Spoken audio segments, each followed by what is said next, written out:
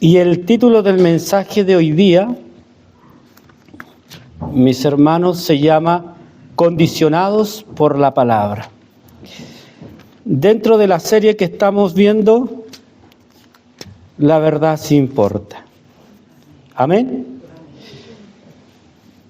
Le damos lectura al texto en el nombre del Señor Jesucristo. Palabra de Jehová que vino a Jeremías diciendo: levántate y vete a casa del alfarero, y allí te haré oír mis palabras. Y descendí a casa del alfarero, y aquí que él trabajaba sobre la rueda. Y la vasija de barro que él hacía se echó a perder en su mano, y volvió y la hizo otra vasija, según le pareció mejor hacerla.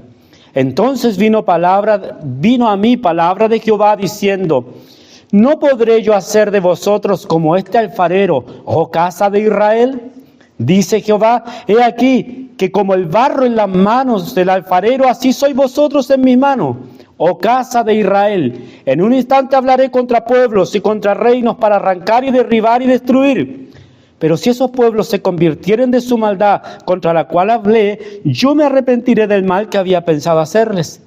Y en un instante hablaré de la gente y del reino para edificar y para plantar.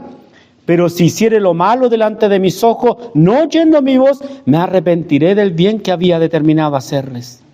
Ahora pues, habla luego a todo hombre de Judá y a los moradores de Jerusalén, diciendo: así ha dicho Jehová, he aquí que yo dispongo mal contra vosotros y trazo contra vosotros designio. Conviértase ahora cada uno de su mal camino y mejore sus caminos y sus obras. Y dijeron: es en vano, porque en pos de nuestros ídolos iremos y haremos cada uno el pensamiento de nuestro malvado corazón. Señor, te doy las gracias. Sé que se ha orado, Señor, por la palabra. Solo te ruego que dirija mi vida para hablarla, Señor. En el nombre de Jesús, amén. Hermanos, este mensaje se llama Condicionados por la Palabra. ¿Por qué? Porque he escuchado mucho. Usted sabe que nosotros escuchamos hartas predicaciones. Yo sé que ustedes también escuchan hartas predicaciones. Y muchas veces tendemos a escuchar las predicaciones y a olvidar enseñanzas esenciales de la palabra. Nosotros sabemos que Dios es soberano. Nosotros sabemos que nosotros somos, hermanos, gente de naturaleza pecaminosa, ¿cierto? Y que nuestra naturaleza nos lleva al pecado. Nosotros sabemos que Cristo murió en la cruz por salvar nuestras vidas de la ira de Dios, ¿cierto? Y que a pesar de nuestros pecados, Él nos justifica y nos declara justos en su presencia, y en la remisión de nuestros cuerpos seremos adoptados para gloria eterna con Él. Lo sabemos. Y todo eso no tiene condición. No tiene condición. No me dice el Señor: tú tienes que hacer esto para que yo te salve. Toda la obra de redención es incondicional. Amén. Toda la obra de redención. Porque si el Señor hubiese hecho la obra de redención condicional, ningún ser humano se salvaría. Absolutamente ninguno. Por lo tanto, toda la obra salvífica es incondicional. Todas las promesas de vida eterna son incondicionales. Todos los pactos que el Señor hizo de vida eterna, del fin del tiempo, son incondicionales. El pacto abrahámico, el pacto davídico, el pacto deuteronómico, ¿cierto? El nuevo pacto, son incondicionales, no dependen de nosotros. Entonces, cuando hablamos, y podemos pasar meses hablando esto en distintos estudios bíblicos, y pasamos hablando esto, da la impresión de que nosotros no tenemos que hacer nada, porque Dios lo hace todo. ¿No es así? Y no es así. No es así. El Señor sí nos dejó responsabilidades. ¿Me entienden? Sí tenemos responsabilidades en la presencia del Señor. Y el Señor condiciona muchas de las cosas que nosotros vivimos a la obediencia. Condiciona el Señor muchas cosas a la obediencia. Por eso que se le preguntaba a un predicador en una ocasión y decía, como hijo de Dios, ¿cómo debemos ser en la presencia de Él? Ya que Dios todo lo hace. Y este predicador pensó un rato, siguió pensando y dijo, debemos ser hijos obedientes. ¿Y obedientes por qué? Si Dios todo lo hace. Se da cuenta que cuando nosotros enseñamos una palabra, vamos dejando en desmedro otra enseñanza, y si no recordamos la otra enseñanza, se va quedando atrás, y es así como tenemos iglesias que creen, hermano, que ellos no son pecadores, que Dios ya lo hizo todo. ¿No entienden? Hay iglesias que lo creen así. Hay iglesias que dicen, no, nosotros no hacemos nada. ¿Cierto? Dios lo hace todo y Dios me trae a la iglesia y Dios me sienta en la silla y Dios me hace cantar la alabanza y Dios me hace obedecer y Dios me hace orar y Dios me hace hacer todo. ¿Es verdad, hermano? Si es así que Dios me trae a la iglesia y me hace cantar la alabanza y me hace obedecer y me hace hacer todo, entonces no tengo responsabilidad alguna en el Evangelio. Pero no es lo que veo en la Biblia. No es lo que veo en la Biblia. Sí vivimos por gracia, pero también es una gracia responsable. El mismo apóstol dice en Romanos 6, pastor, ¿puede leer ese texto? Romanos 6, 1. Eso lo he dicho otras veces.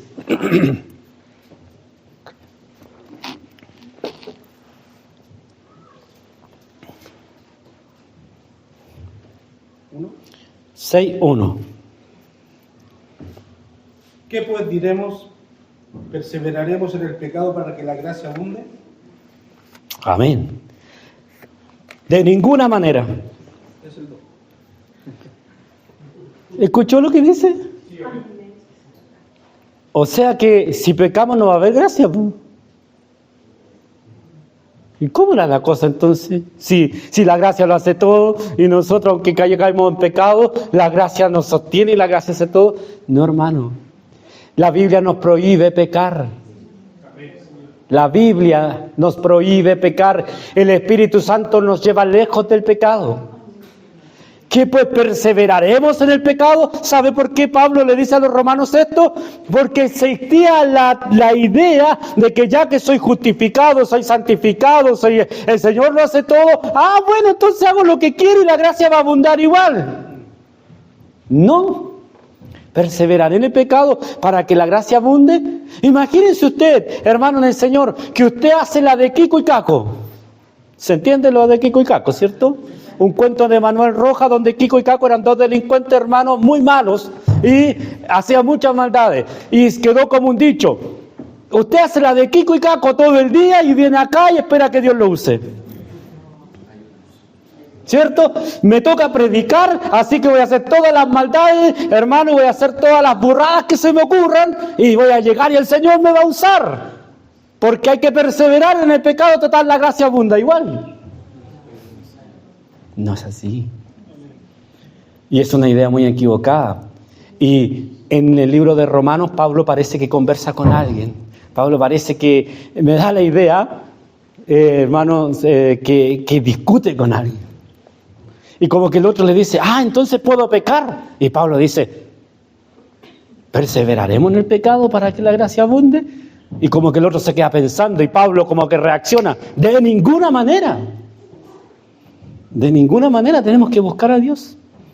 Entonces la palabra de Dios nos condiciona a la obediencia. La palabra de Dios nos condiciona a la obediencia. Le dice el Señor a Jeremías, Jeremías, levántate y ve a casa del alfarero.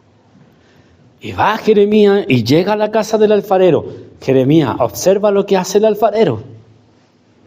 Y el alfarero estaba con un barrito ahí haciendo un jarrito y se le deshizo en las manos, ¿cierto? Y agarró toda la masa, la amasó de nuevo y empezó de nuevo a hacer otra cosa. ¿No podré yo hacer, oh casa de Israel, como este alfarero? ¿Cierto? Entonces, nosotros hemos usado ese texto siempre para hablar de las pruebas. Hermanos, que el Señor me probó y me destruyó en la prueba y me armó de nuevo. Suena bonito, suena bonito. ¿Ya? Pero el texto no está hablando de eso. El texto lo que dice es que si, hermano Josué, si el Señor le dice al hermano Josué, Josué, yo te voy a bendecir, voy a hacer esto y esto y esto contigo, y a Josué le entra la levadura y el orgullo, ¿cierto? Y se porta mal, el Señor dice, yo desharé, desarmaré, haré tira el jarro que estaba formando con Josué. Porque yo pensé en bendecirlo, pero él se fue por el camino del pecado. No lo bendeciré. Matías, te voy a destruir por esto y por esto. Y Matías se humilla en la presencia del Señor y el Señor dice, desharé el jarro que estaba haciendo con Matías. Lo desarmaré y haré uno nuevo. Ahora, porque lo vi humillado, lo voy a bendecir. ¿Se dieron cuenta? Ese es el sentido del texto. Entonces, no nos sintamos tan seguros de lo que estamos haciendo.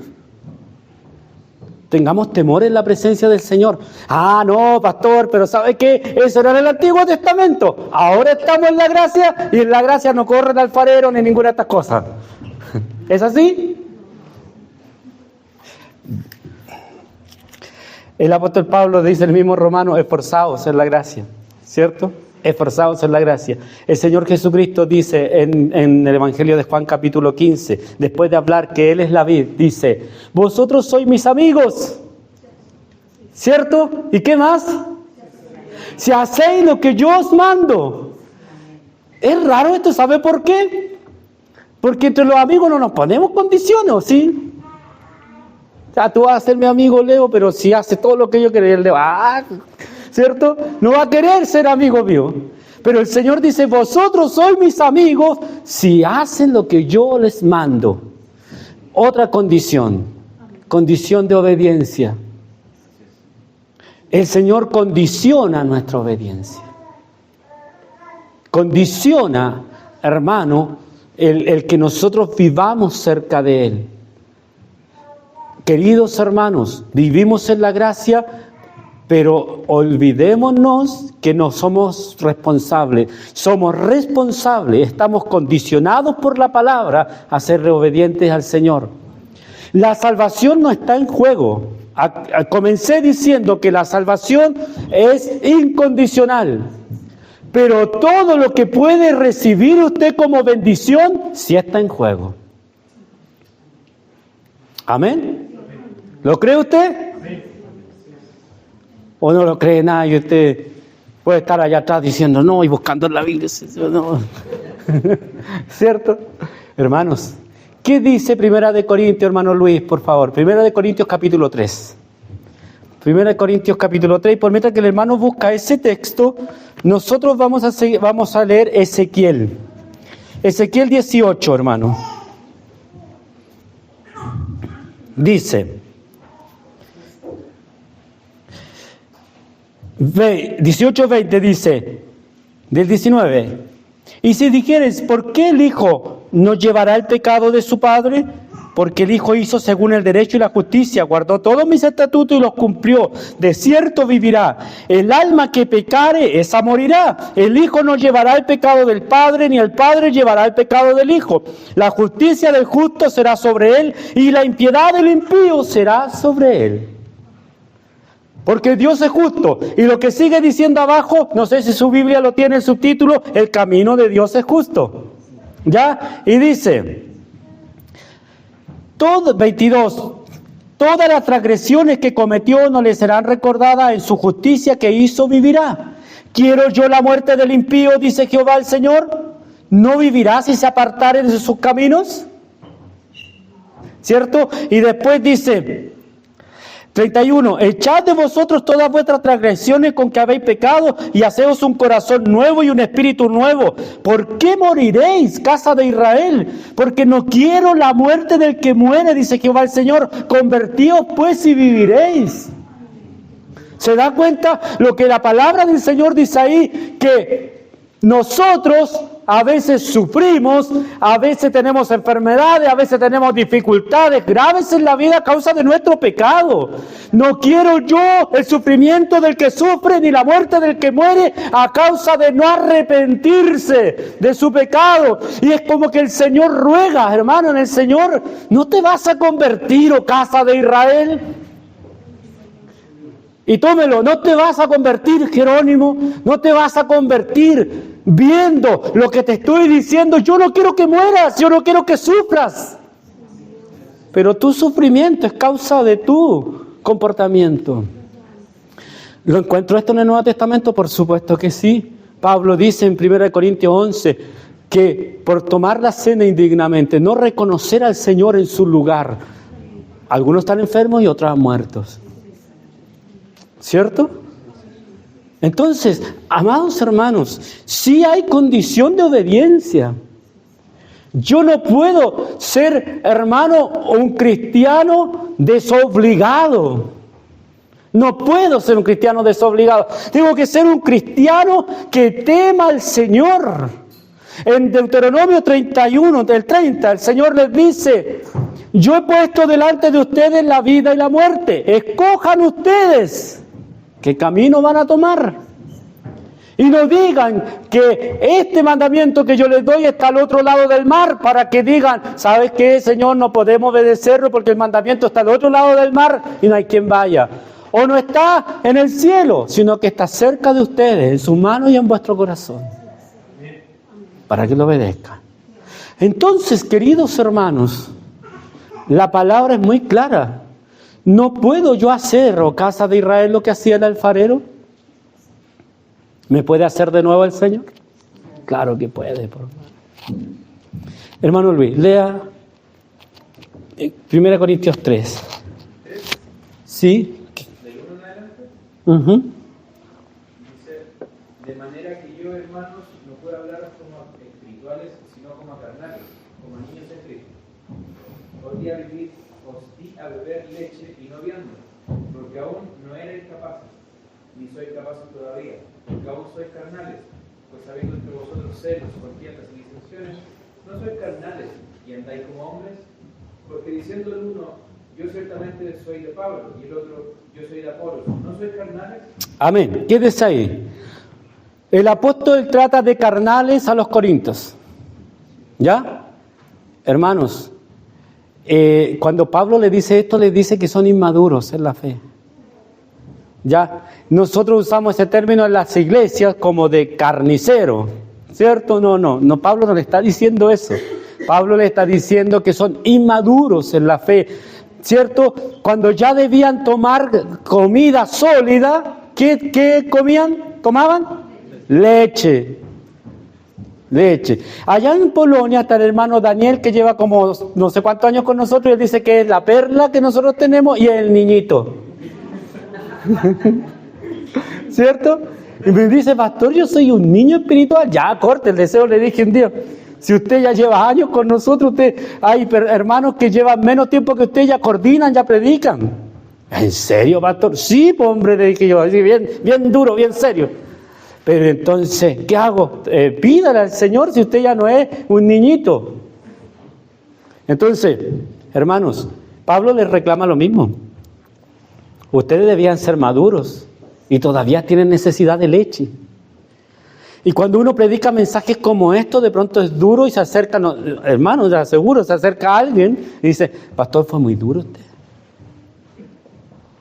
Y el que se acerca no se acerca por él, dice: no es por mí, es por los demás. Sí, cuidado. Nosotros somos una iglesia que debemos ser maduros, ¿o no? No necesitamos leche a esta altura, por hermano. Necesitamos una palabra de Dios sólida, completa. Porque lea el versículo, el último que leyó, hermano Luis. Los dos últimos. Porque aún sois carnales, pues habiendo entre vosotros celos, contiendas y disensiones, no sois carnales y andáis como hombres, porque diciendo el uno: yo ciertamente soy de Pablo, y el otro: yo soy de Apolos, ¿no sois carnales? Amén. ¿Y cómo decimos hoy día? Yo soy de MacArthur. ¿cierto? Yo soy de Paul Watcher. Por allá salta uno y dice, no, yo soy de Gigi Ávila. ¿Cierto? Por allá tenemos a uno de Gigi Ávila. ¿Cierto? Otro dice, no, yo soy de Alducín. Samuel Pérez Millo. Y en el Facebook se agarran los maduros. Así es, Señor. ¿Cierto? Se agarran los maduros por Samuel Pérez Millo, por esto otro, porque dijo y este no dijo y todo. Somos igual que la iglesia de Corinto, pero con Facebook. ¿Me entiendes? Entonces, hermano en el Señor, mostramos nuestra inmadurez. Debemos madurar. Yo soy de Cristo, dice Pablo. Todos nosotros debemos decir así. Yo soy de Cristo. Entonces, hermanos, nosotros como iglesia debemos obedecer a la palabra en todo lo que nos toca obedecer. Ah, pastor, pero es que yo no miento, pastor, pero es que yo no hago esto. Es como el joven rico que le dijo al Señor, yo todo esto lo hago desde mi juventud. Y el Señor le dijo, así, anda y vende lo que tienes y dáselo a los pobres. Y se entristeció. ¿Por qué? Porque cumplía, pero no del corazón. El Señor quiere una obediencia de adentro de nosotros. El Señor quiere que yo le tema de verdad. Que el Señor sea mi guía y sea mi luz. ¿Cierto? Que sea mi guía y mi luz todo el día y donde yo esté trabajando, Señor, ayúdame. Y somos re buenos para pedirle eso también al Señor, ayúdame, ayúdame. Y cuando ya nos ayudó, no agradecemos. ¿Cierto? Hacemos esto, Señor, ayúdame en esto. Yo recuerdo una vez estuve en un aprieto en mi trabajo, no me resultaba mi trabajo y oré, le dije, Señor, ¿sabes? No me resulta esto. No le prometo nada al Señor porque aprendí de niñito en el Evangelio que no hay que prometerle al Señor nada. Se me pasó por la mente, Señor, si tú me ayudas, yo voy a dar una ofrenda en la iglesia. Después dije, no, Señor, perdón, ayúdame nomás, así. ¿Cierto? Y me ayudó el Señor y después di gracias al Señor. Pero muchas veces yo me he encontrado pidiéndole cosas al Señor y al ver la respuesta no he agradecido. No somos agradecidos. Somos desobedientes. Entonces, el Señor dice que nos puede rehacer de nuevo. Yo quisiera que el Señor me rehaga para bien, no para mal, porque aquí lo que dice Jeremías es que Dios me puede hacer para bien o me puede rehacer para mal, de acuerdo a mi obediencia. Siga, hermano Luis.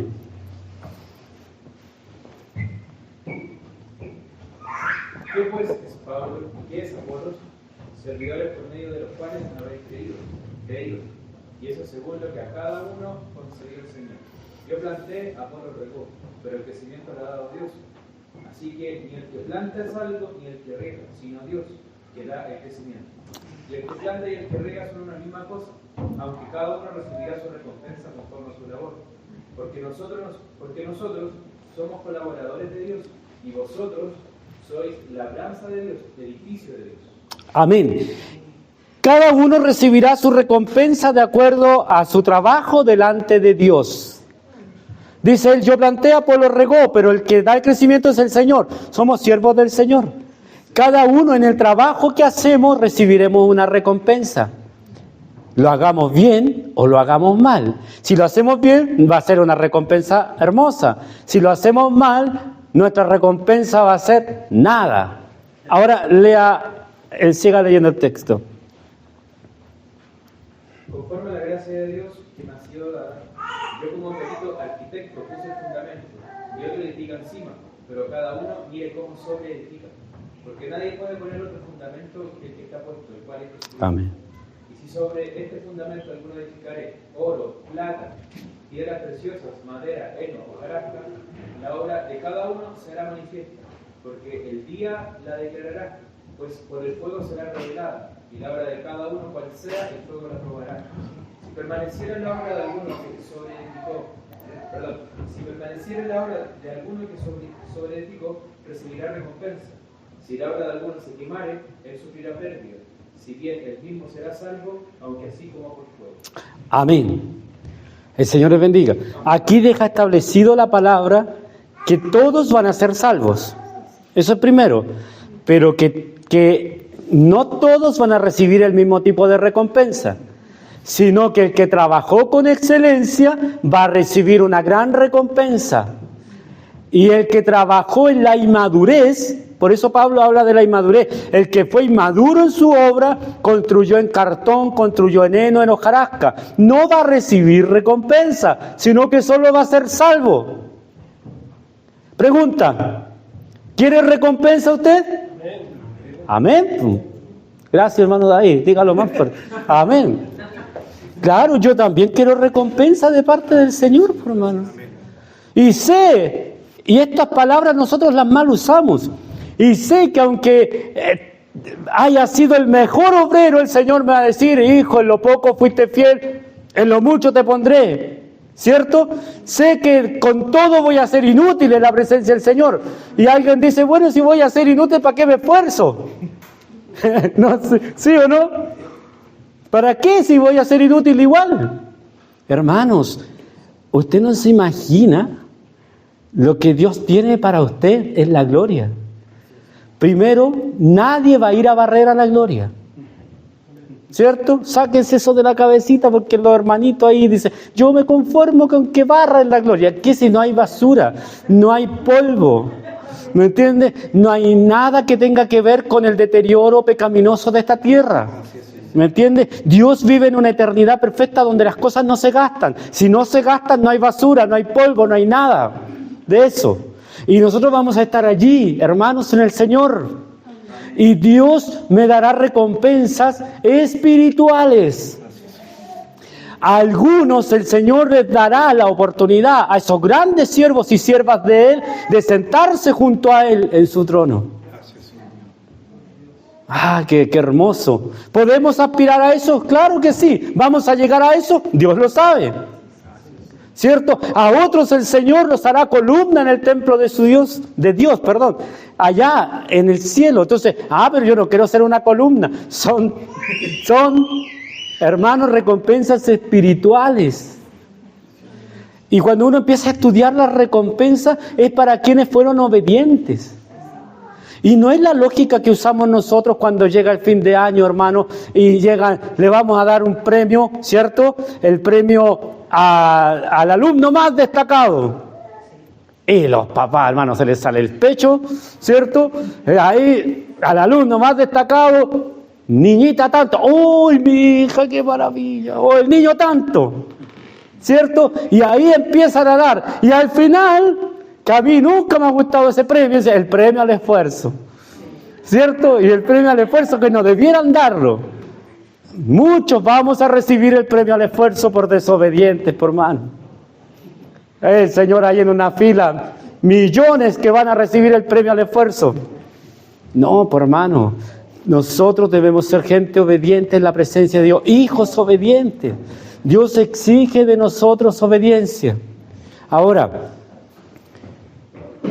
hay personas que se apartan del Señor y hacen cosas terribles.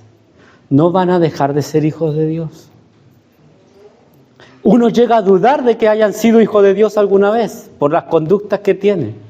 Pero un hijo jamás deja de ser hijo. ¿Me escuchó? Jamás. El hijo murió y los padres van al cementerio a ver a su hijo. Jamás deja de ser hijo un hijo. Pero se portan tan mal que algunos terminan en la calle con sus familias destruidas, ¿cierto? David, un hombre conforme al corazón de Dios. ¿Se acuerdan de David? ¿Sabe por qué David era un hombre conforme al corazón de él? Porque se humillaba en la presencia de Dios y pedía perdón. Pero hay algo que la iglesia no ha entendido, que si usted lo estudia lo va a encontrar. David era un hombre conforme al corazón de Dios en el tiempo que Dios lo escogió para rey. Pero cuando David cometió ese grave pecado que cometió, hermanos, David quedó manchado. David quedó manchado, ¿cierto?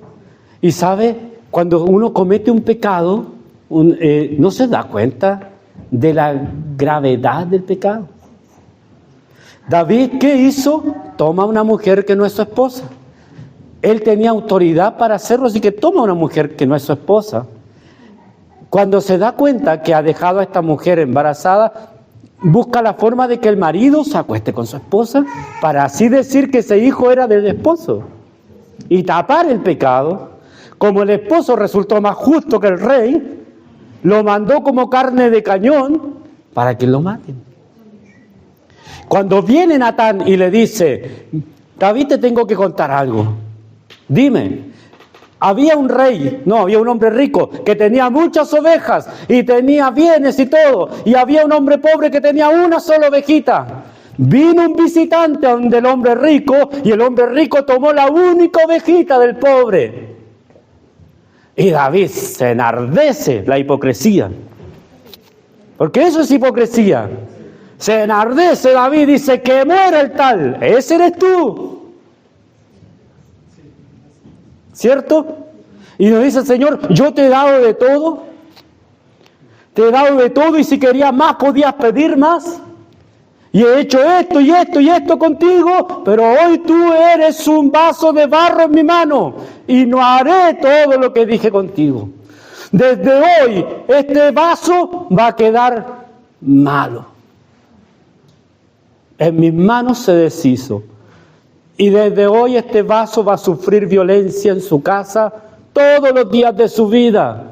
De los de su casa no verá paz, no verá nada de lo que le dije, sino en la gloria.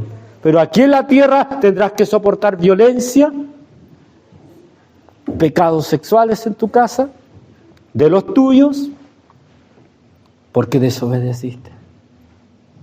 ¿Fue así? Qué pena, hermano, cuando yo veo la vida de David y veo después que pudiendo haber tenido una vejez bonita, ¿cierto? Así es. Su hijo quiso quitarle el trono. Hubo violaciones en la familia. Hermano, hubo violencia por todos lados.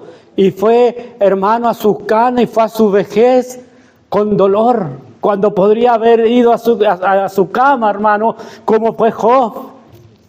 ¿Cierto? Como fue Moisés, incluso como un Jacob que no merecía tanto, ¿cierto? Pero David fue con dolor porque fue desobediente. Desobedeció a Dios. Y voy a hablar en términos muy actuales y humanos. Era el regalón de Dios, pero aún a los regalones Dios le aplica disciplina. Así es.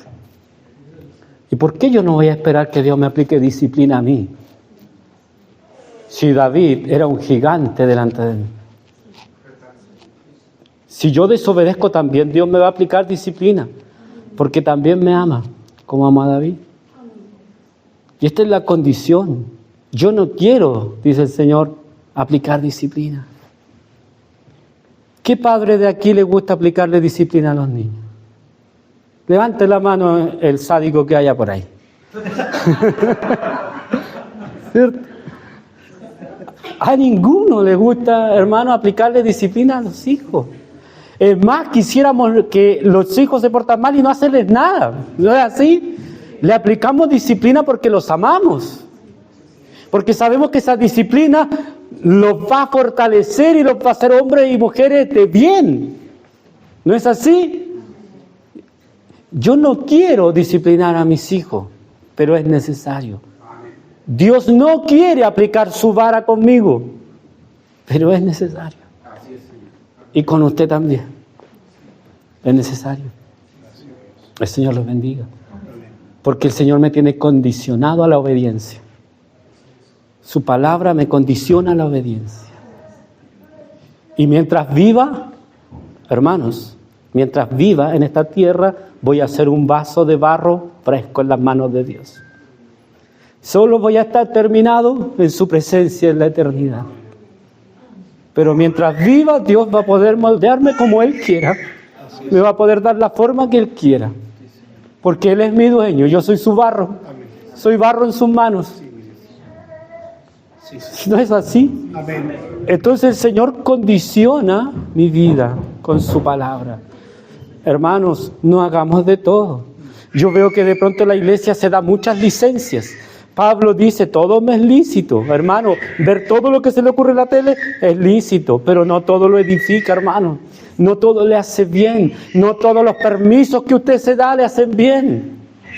¿Cierto? Si usted va a comer salchipapa todas las noches, va a ser feliz, pero no le hace bien.